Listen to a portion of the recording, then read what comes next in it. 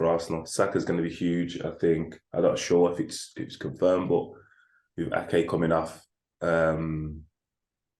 against Bayern, I'm expecting him to not be fit. So, and he was monumental in the FA Cup game. Not only the goal, but the performance. I think that's probably the quietest game I've seen Saka have.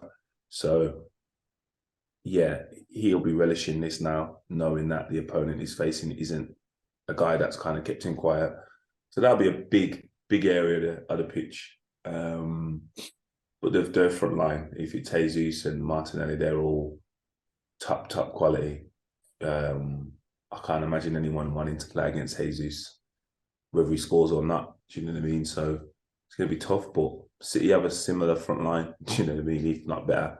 They have Jack Grealish playing exceptionally well. Haaland just scores and creates loads of opportunities. And then obviously whether it's Bernardo or Mahrez coming off the back of a hat-trick, and Bernardo's coming off 2 magic performances against Bayern Munich. So I think the front threes are the key areas for both teams. I just think that the stability that City have defensively, I think that bodes well for them. There's still question marks over who's going to play. Saliba's been a huge miss. Not for his presence, I think he's disrupted Gabriel as well. I don't think he's found the level of consistency without him. And that's nothing against Holding. It's just when there's a partnership and you're in sync. It just takes a longer time for it to, when it's changed. And then Zinchenko, does he play, and does he adapt the same style? So I think it's defensively, it's who's stronger. I think that's who wins the game. Like, this suits City, regardless of the points, the style, the approach that Arsenal are going to have to take. It suits City, in my opinion. You play to win and outplay City or outscore City, then you tend to come unstuck. You tend to kind of be exposed for your frailties, whatever they may be. It would have been a very tougher game for City if Arsenal go in there with being harder to beat and a bit more structure in regards to defensively. But yeah, this plays right into City's hands, in my opinion. Before the run of draws, they'd won so many games in a row, and we said, if you're going to win a title, you need to be putting 10 wins together. They were nearly there, I think. So again, like the standards they'd set were of a championship team. And that takes its toll. They haven't got a massive squad. They've been in Europe. So, yeah, at this stage of the season, you will see teams' results and performances drop.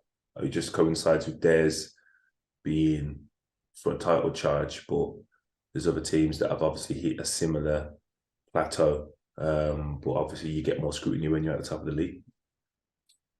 I just wonder what your experience is like of this time of the season, because it must be difficult to maintain those kind of standards. Have you been in a dressing room where it helps to have players who've been there and done it, kind of thing?